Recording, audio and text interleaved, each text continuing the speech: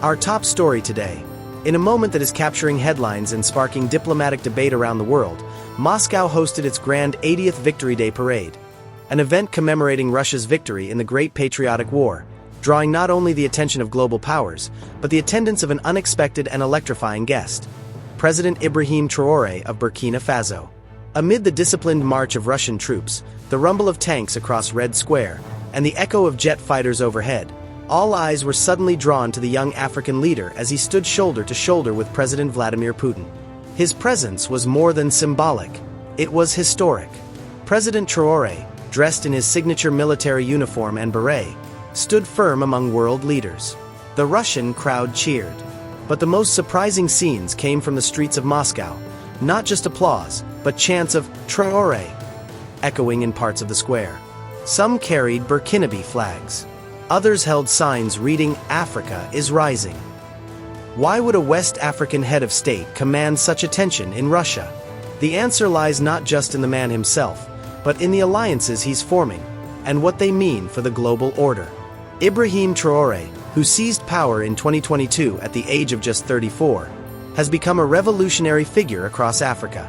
His firm stance against Western neo-colonialism, his Pan-African rhetoric, and his moves to push out French forces from Burkina Faso have earned him praise from young Africans, critics from the West, and powerful new friends in the East. Traore represents a shift in African foreign policy. He's no longer asking for partnership with the West. He's forging a new bloc, and Russia and China are both key players. Indeed, behind the pomp of the parade, closed-door meetings were taking place. Sources inside the Kremlin confirm that Traore and Putin discussed expanded military cooperation, security training, and infrastructure investments. China's ambassador was also spotted in proximity, adding to speculation that Beijing and Moscow are aligning their African strategies more tightly. This trio, Russia, China, and now a rising faction of African states like Burkina Faso, is increasingly being seen as a counterweight to Western influence on the continent. For decades, Africa has been spoken for, influenced, and often exploited. But in Moscow today, the narrative was different. Africa was not a guest, it was a partner.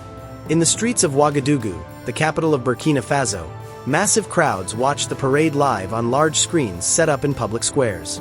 Social media in Francophone Africa erupted with videos of Traore in Red Square, many calling him the voice of the new Africa and the Pan-African general. His bold move to stand with Russia on such a critical day sent a clear signal. Burkina Faso is not retreating into isolation. It is entering a new era of strategic alignment. But what does this mean for the region? For Africa? For NATO and the West? And what price might be paid for turning so sharply eastward? We'll explore those questions and more, right after the break.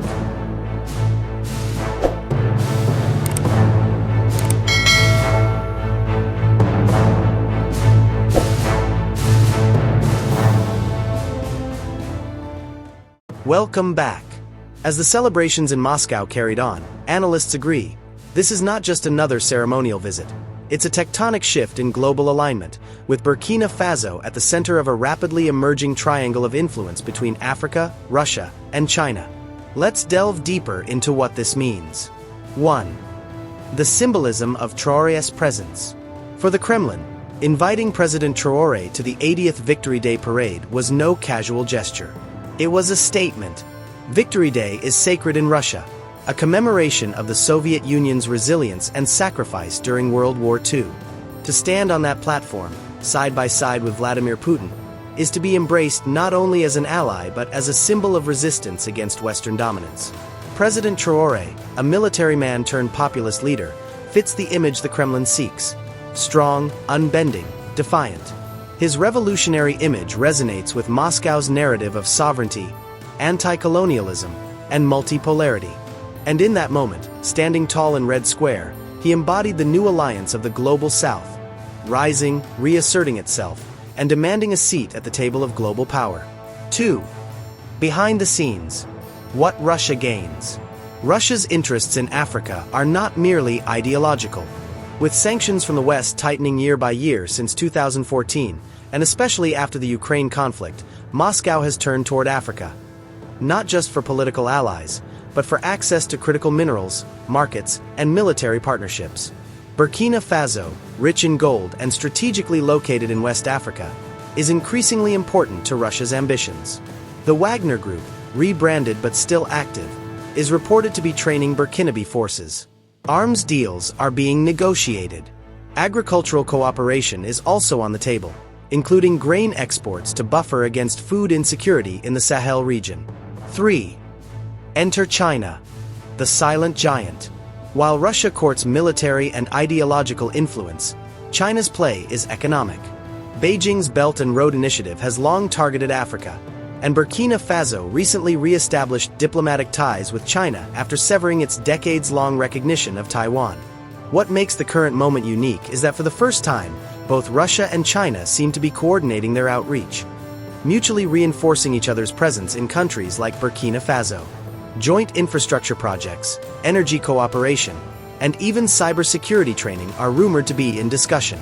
If confirmed, this represents a deepening integration, a shared strategic vision that links military might, economic power, and cultural solidarity into a single front.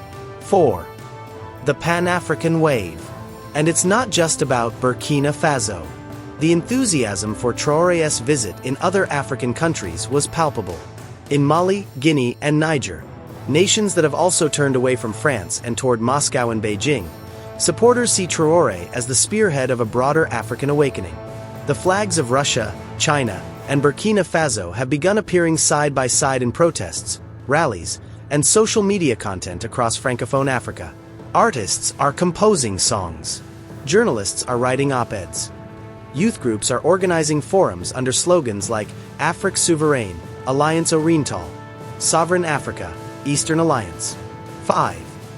The Western Response. Silence and Strategy. While Moscow and Ouagadougou celebrate, Western capitals are watching nervously.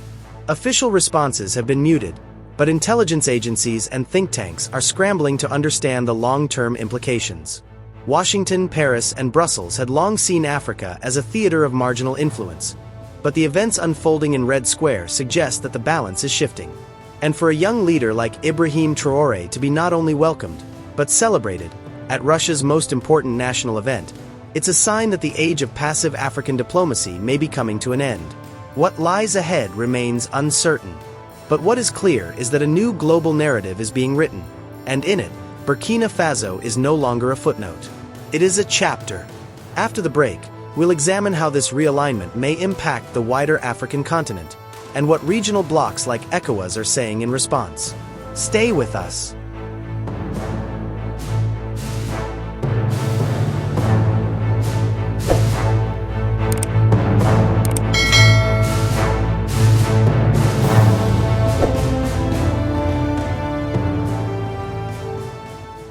Thank you for staying with us. We now turn our attention to the widening ripple effects of President Ibrahim Traore's presence at Russia's 80th Victory Day parade, both within Africa's regional blocs and across the global diplomatic arena. While the handshake between Traore and Putin might have taken place in Moscow, its tremors are being felt from Abidjan to Washington, from Addis Ababa to Brussels. Let's begin in West Africa. ECOWAS. Cracks in the wall. The Economic Community of West African States, ECOWAS, long seen as the stabilizing political bloc in the region, now finds itself grappling with internal fractures that the Russian-Chinese African alignment is rapidly widening. After the series of coups in Mali, 2021, Burkina Faso, 2022, and Niger, 2023, ECOWAS attempted to maintain a hardline stance, suspending member states, threatening military interventions, and demanding the restoration of constitutional order.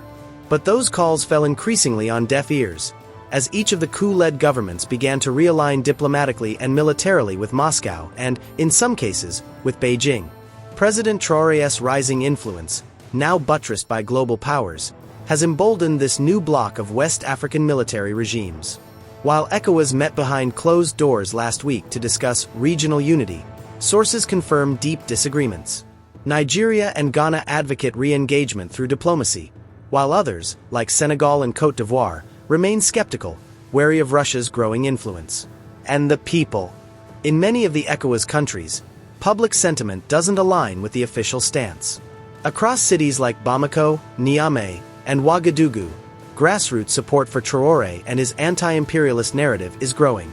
This disconnect between leadership and popular will is exposing ECOWAS's credibility gap and challenging its cohesion like never before. 2. The African Union, a continental balancing act. The African Union, AU, headquartered in Addis Ababa, is also walking a tightrope. Officially, the AU maintains a policy of neutrality and non-alignment, promoting peace and regional cooperation above all. However, the geopolitical currents pulling across the continent make that neutrality increasingly difficult to maintain.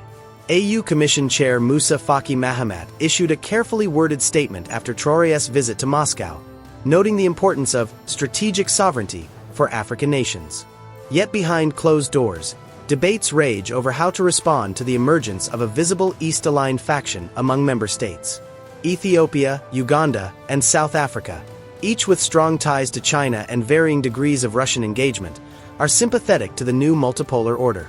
Meanwhile, countries aligned with Western interests fear that Africa could become the next arena for a modern-day Cold War, fought not with proxy armies but with debt, infrastructure, and digital surveillance. There's also growing concern over whether the AU can maintain unity as competing spheres of influence harden.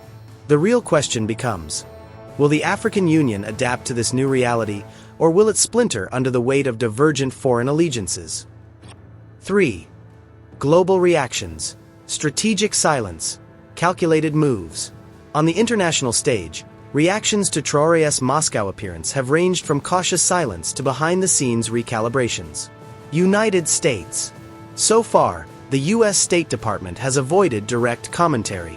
However, senior officials recently traveled to Ghana and Kenya, both viewed as regional anchors for Western influence. Intelligence briefings to Congress have reportedly raised concerns about deepening authoritarian alliances in West Africa. The Pentagon is quietly reviewing AFRICOM's strategy, including troop placements and influence operations in the Sahel. France. No country has taken a greater reputational hit than France.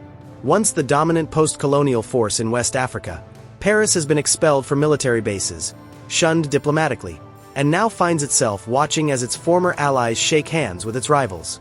The Élysée has begun what it calls a reset strategy, but on the ground, France's image has been deeply damaged, perhaps beyond repair. China. Beijing, true to form, has made no grand declarations. But make no mistake, China is watching, calculating, and advancing. Burkinabe officials recently held talks in Beijing regarding railway development and digital infrastructure. Some suspect that joint China-Russia-backed projects in Burkina Faso will soon become reality, combining hard power with economic influence in a model not unlike China's approach in Central Asia. Russia. For Russia, Traoré's attendance was a diplomatic win and a public relations triumph. At a time when Moscow seeks to break out of isolation, the image of a popular African leader embracing Russia on the global stage sends a powerful message. The West does not speak for the world. So, what does this shifting landscape tell us? It tells us that we're witnessing not a fleeting spectacle, but the foundation of something more enduring. The parade in Red Square may have celebrated an old victory, but for Burkina Faso and its new allies, it marked the beginning of a different kind of campaign. One not fought with guns, but with narratives, partnerships, and bold geopolitical positioning. In our next segment, we explore how this evolving triangle, Africa, Russia, and China, might shape the future of the Sahel, redraw global diplomatic alliances, and challenge the institutions built on the post-World War II order. Stay with us.